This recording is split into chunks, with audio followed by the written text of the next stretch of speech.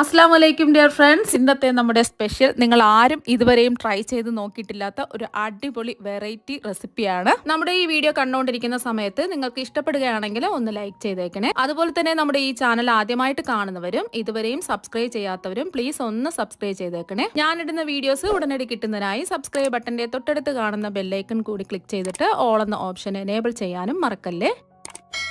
ആദ്യം തന്നെ ഇതിനായിട്ട് ഒരു ബൗളിലേക്ക് 250 ml കപ്പിന് 1 കപ്പ് മൈദ ഇട്ട് കൊടുക്കാം. മൈദയ്ക്ക് പകരം നിങ്ങൾക്ക് ഗോതമ്പ് പൊടിയും എടുക്കാവുന്നതാണ്. ഇനി ഇതിലേക്ക് ഒരു 1/4 ടീസ്പൂൺ ഉപ്പിട്ട് കൊടുക്കാം. ഇനി ഇതിലേക്ക് ചേർത്ത് കൊടുക്കുന്നത് അജ്വൈൻ ആണ്. അജ്വൈൻ ഉണ്ടെങ്കിൽ ഇട്ട് കൊടുക്കുക. നല്ല മണവും നല്ല ക്രിസ്പി ആയിരിക്കും അജ്വൈൻ ഇട്ട് കൊടുക്കുമ്പോൾ. ഇത് കൈവച്ച് തിരുമിയിട്ട് വേണം ഇട്ട് കൊടുക്കാനായിട്ട്. ഇതൊരു 1/4 ടീസ്പൂൺ ആണ് എടുത്തിട്ടുള്ളത്.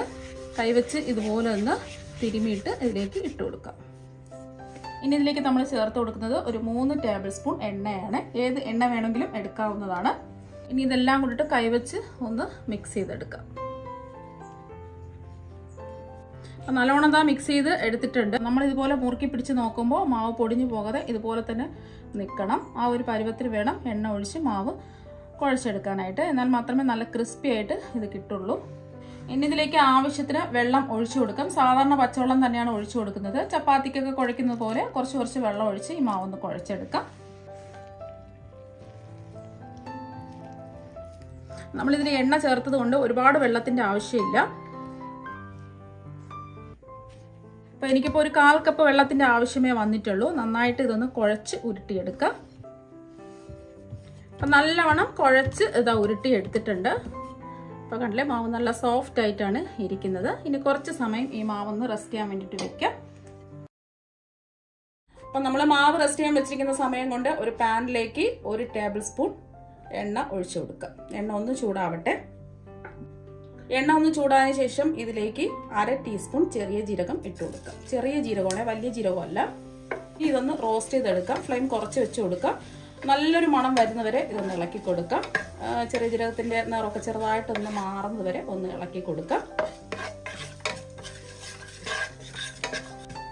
ചെറിയ ജീരകത്തിന്റെ നിറമൊക്കെ ചെറുതായിട്ടൊന്ന് മാറി നല്ലൊരു മണമൊക്കെ വരുന്നുണ്ട്. ഈ ഒരു സമയം ഒരു 4 വെളുത്തുള്ളി അല്ലി ചെറുതായിട്ട് കട്ട് ചെയ്ത് ഇട്ട് കൊടുക്കാം. നമ്മളിതിൽ ഇഞ്ചി ചേർക്കുന്നില്ല, വെളുത്തുള്ളി മാത്രമേ ചേർത്ത് കൊടുക്കുന്നുള്ളൂ.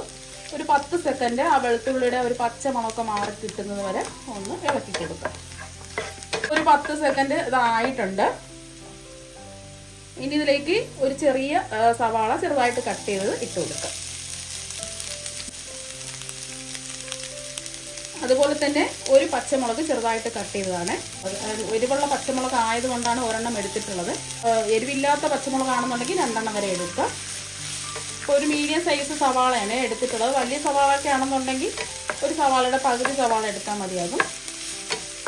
ഒരുപാട് വൈറ്റ് ഗോൾഡൻ നിറമൊന്നും ആവേണ്ട ആവശ്യമില്ല. ചെറുതായിട്ടൊന്ന് വാടി വന്നാൽ മാത്രം മതി.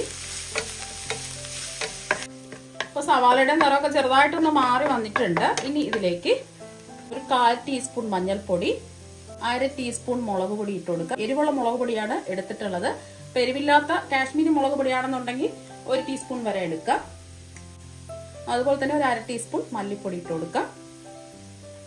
ഇനി ഇതിലേക്ക് ഒരു 1/2 ടീസ്പൂൺ വലിയ ജീരകം വറുത്ത് പൊടിച്ചതാണ് ഇട്ട് കൊടുക്കുന്നത്. വലിയ ജീരകമാണ്, ചെറിയ ജീരകമല്ല. നമ്മൾ ആദ്യം ചെറിയ ജീരകം ചേർത്തിട്ടുണ്ടായിരുന്നു. പൊടിയെല്ലാം മുഴുവനായിട്ട് നമ്മൾ ആദ്യം ചേർത്തിട്ടുണ്ടായിരുന്നു. ഇപ്പോൾ നമ്മൾ ചേർത്ത് കൊടുത്തത് വലിയ ജീരകം വറുത്ത് പൊടിച്ചതാണ്. വലിയ ജീരകം ഇല്ലാന്നുണ്ടെങ്കിൽ ഒരു 1/4 ടീസ്പൂൺ ഗരം മസാല ചേർത്ത് കൊടുത്താലും മതി. ഇനി ഇതിന്റെ പച്ചമണം മാറി കിട്ടുന്നവരെ ഒന്ന് ഇളക്കി കൊടുക്കാം. ഫ്ലെയിം കുറച്ചിട്ട് വേണം പൊടികളൊക്കെ ഇട്ട് കൊടുക്കാനായിട്ട്. ഇപ്പോൾ പൊടികളൊക്കെ ചേർത്ത് കൊടുത്തതിന് ശേഷം ഒരു 10 സെക്കൻഡ് ഇത് ഇളക്കി കൊടുത്തിട്ടുണ്ട്. അപ്പൊ നമ്മൾ ഉപ്പൊന്നും ചേർത്ത് കൊടുത്തിട്ടില്ല. ഇനി ഇതിലേക്ക് ഒരു 1/4 ടീസ്പൂൺ ഉപ്പിട്ട് കൊടുക്കാം. ഇനി ഇതൊന്ന് ഇളക്കി കൊടുക്കാം. ലാസ്റ്റിൽ നോക്കിയിട്ട് ഉപ്പ് കുറവുണ്ടെങ്കിൽ ഉപ്പ് ചേർത്ത് കൊടുത്താൽ മതി. ഇനി ഇതിലേക്ക് ഒരു 2 ടേബിൾ സ്പൂൺ വെള്ളം ഒഴിച്ചു കൊടുക്കാം. മീഡിയം ഫ്ലെയിം വെച്ച് കൊടുക്കാം. വെള്ളം ചെറുതായിട്ടൊന്ന് വറ്റി വരട്ടെ. ഇപ്പൊ വെള്ളമൊക്കെ ചെറുതായിട്ടൊന്ന് വറ്റി ഒരു 10 സെക്കൻഡ് എടുത്തിട്ടുള്ളൂ. അപ്പൊ ചെറുതായിട്ടൊന്ന് വറ്റി സവാളൊക്കെ ഒന്ന് സോഫ്റ്റ് ആയിട്ട് വന്നിട്ടുണ്ട്. ഇനി ഇതിലേക്ക് നമ്മൾ ചേർത്ത് കൊടുക്കുന്നത് ഉരുളക്കിഴങ്ങ് പുഴുങ്ങി എടുത്തിട്ടുള്ളതാണ്. കുറച്ച് ഉപ്പും കുറച്ച് മഞ്ഞൾപ്പൊടി ഇട്ടിട്ടാണ് ഉരുളക്കിഴങ്ങ് ഞാൻ പുഴുങ്ങി എടുത്തിട്ടുള്ളത്. ഇനി ഇതൊന്ന് ഉടച്ചെടുക്കാം. ഒരുപാടൊന്നും ഉടഞ്ഞു പോകരുത്, ചെറിയ ചെറിയ കഷ്ണങ്ങളൊക്കെ വേണം. അപ്പോൾ ഉരുളക്കിഴങ്ങിൽ ഉപ്പ് ചേർത്ത് കൊടുത്തിട്ടുള്ളത് കൊണ്ടാണ് ഞാൻ സവാളയിൽ ഒരു 1/4 ടീസ്പൂൺ ഉപ്പ് ചേർത്ത് കൊടുത്തിട്ടുള്ളത്. അപ്പോൾ ഇതുപോലെ ഒന്ന് പ്രസ് ചെയ്ത് ഉടച്ചെടുക്കാം. ഒരുപാടങ്ങ് പേസ്റ്റ് പരുവത്തിൽ ഉടച്ചെടുക്കരുത്. ചെറിയ ചെറിയ കഷ്ണങ്ങളോടുകൂടി ഇതുപോലെ ഒന്ന് ഉടച്ചെടുക്കാം. ഒരുപാടങ്ങ് പൊടിഞ്ഞു പോകാതെ ചെറിയ രീതിയിൽ ഉരുളക്കിഴങ്ങ് ഒന്ന് പൊടിച്ച് എടുത്തിട്ടുണ്ട്. ഇനി ഇതിലേക്ക് കുറച്ച് മല്ലിയില കട്ട് ചെയ്തും കൂടി ഇട്ട് കൊടുക്കാം. അപ്പോൾ മല്ലിയില ഇഷ്ടമാണെന്നുണ്ടെങ്കിൽ മല്ലിയില ഇട്ട് കൊടുക്കാം, അല്ലെങ്കിൽ കുറച്ച് കറിവേപ്പില കട്ട് ചെയ്ത് ഇട്ട് കൊടുത്താലും മതി. ഒന്ന് മിക്സ് ചെയ്തെടുക്കാം. അപ്പോൾ ഈ ഒരു സമയത്ത് ഉപ്പൊക്കെ ഉണ്ടോയെന്നൊന്ന് ചെക്ക് ചെയ്ത് നോക്കാം. ആവശ്യമെങ്കിൽ ഉപ്പ് ചേർത്ത് കൊടുക്കാം. അപ്പോൾ എല്ലാം ഒന്ന് മിക്സ് ചെയ്തെടുത്തിട്ടുണ്ട്. നമ്മുടെ ഫില്ലിങ് ഇവിടെ റെഡി ആയിട്ടുണ്ട്. നമ്മൾ ഫില്ലിങ് തയ്യാറാക്കാൻ എടുത്ത സമയം മാത്രമേ മാവ് റെസ്റ്റ് ചെയ്യാൻ വെച്ചിട്ടുള്ളൂ. അപ്പോൾ കണ്ടില്ലേ, മാവ് കുറച്ചും കൂടെ ഒന്ന് സോഫ്റ്റ് ആയിട്ട് വന്നിട്ടുണ്ട്. ഇനി ഇത് ചെറിയ ചെറിയ ഉരുളകളാക്കി ഉരുട്ടിയെടുക്കാം.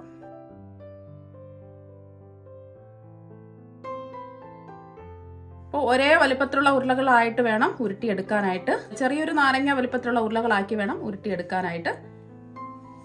ഇപ്പം ഞാൻ 10 ഉരുളകളാക്കി മാവ് ഉരുട്ടിയെടുത്തിട്ടുണ്ട്. എല്ലാം ഒരേ വലിപ്പത്തിലുള്ള ഉരുളകളാക്കിയാണ് ഉരുട്ടിയെടുത്തിട്ടുള്ളത്. ഇനി നമുക്ക് കുറച്ച് മൈദ പേസ്റ്റ് വേണം. അതിന് വേണ്ടിയിട്ട് 2 ടേബിൾ സ്പൂൺ മൈദയിലേക്ക് ഒരു 1/4 കപ്പ് വെള്ളം ഒഴിച്ച് ഇതുപോലെ ചെറിയൊരു കട്ടിക്ക് ഒന്ന് മിക്സ് ചെയ്ത് എടുത്തിട്ടുണ്ട്. ഇനി കൗണ്ടർ ടോപ്പിൽ കുറച്ച് മൈദ ഇട്ട് കൊടുക്കാം. നമ്മൾ ഉരുട്ടിയെടുത്ത ഒരു ഉരുള മാവ് ഈ മാവിൻ്റെ എല്ലാ ഭാഗത്തും ഒന്ന് ആക്കി കൊടുക്കാം. കൈവച്ച് ഇതുപോലെ ഒന്ന് പ്രസ് ചെയ്ത് കൊടുക്കാം. ഇനി ഇതൊന്ന് പരത്തിയെടുക്കാം. അപ്പം ആദ്യം നമുക്ക് ഒരു റൗണ്ട് ആയിട്ട് ഒന്ന് പരത്തിയെടുക്കാം. അത് റൗണ്ടായിട്ട് പരത്തി എടുത്തിട്ടുണ്ട്. ഇനി ഓവൽ ഷേപ്പിൽ ഇങ്ങനെ ഒന്ന് പരത്തിയെടുക്കാം. കാണാൻ കുറച്ച് തന്നെ പരത്തിയെടുക്കാം.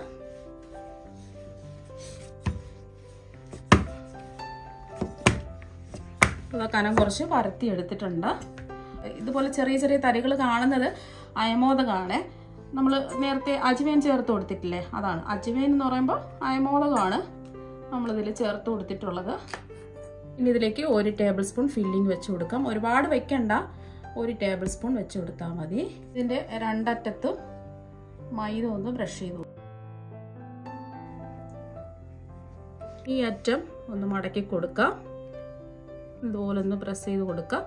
ഈ അറ്റവും ഒന്ന് മടക്കി കൊടുക്കാം. ഇപ്പോൾ 2 അറ്റവും മടക്കി കൊടുത്തിട്ടുണ്ട്. ഇവിടെ ഒന്ന് പ്രസ് ചെയ്ത് കൊടുക്കുക. അപ്പോൾ ഇവിടെ ഒന്ന് മൈദ ബ്രഷ് ചെയ്യാം. ഇനി ഇതൊന്ന് മടക്കി കൊടുക്കുക. അപ്പോൾ അതൊന്ന് മടക്കി കൊടുത്തിട്ടുണ്ട്. ഇനി ഇതൊന്ന് മറിച്ച് ഇതുപോലെ വെച്ച് കൊടുക്കുക. മറിച്ച് വെച്ച് കൊടുത്തതിന് ശേഷം ഇവിടെ ഒന്ന് ലെവൽ ചെയ്ത് കൊടുക്കുക. ഇവിടെ ഒന്ന് മൈദ ബ്രഷ് ചെയ്ത് കൊടുക്കുക.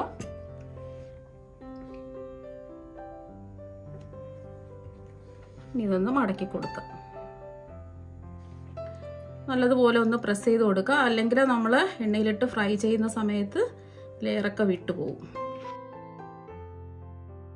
അപ്പോൾ ഈ ഒരു രീതിക്ക് വേണം റെഡിയാക്കി എടുക്കാനായിട്ട്. അപ്പോൾ എല്ലാം റെഡിയാക്കി എടുത്തിട്ടുണ്ട്. ഇനി ചൂടായി കിടക്കുന്ന എണ്ണയിലേക്ക് ഓരോന്നായിട്ട് ഇട്ട് കൊടുക്കുക.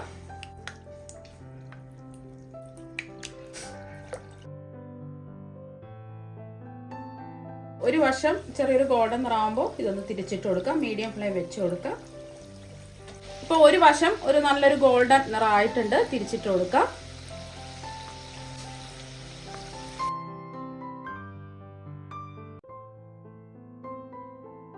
ഈ വശവും നല്ലൊരു ഗോൾഡൻ നിറാവട്ടെ. അപ്പം നല്ലൊരു ഗോൾഡൻ നിറമായിട്ടുണ്ട്. ഇനി നമുക്ക് എണ്ണയിൽ നിന്ന് ഇത് കോരി മാറ്റാം.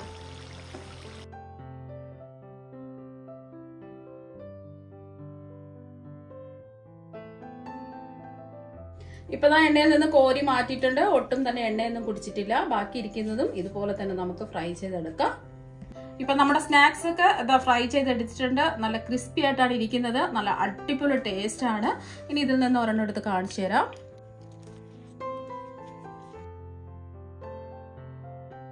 ഇപ്പൊ കണ്ടില്ലേ, നല്ല ക്രിസ്പി ആയിട്ടാണ് ഇരിക്കുന്നത്.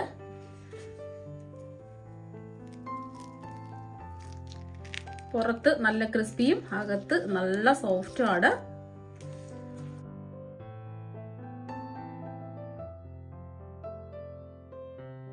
എല്ലാവരും ഇതുപോലെ ഒരു പ്രാവശ്യം ഒന്ന് ട്രൈ ചെയ്ത് നോക്കുക. തീർച്ചയായും നിങ്ങൾക്ക് എല്ലാവർക്കും ഒരുപാട് ഇഷ്ടമാകും.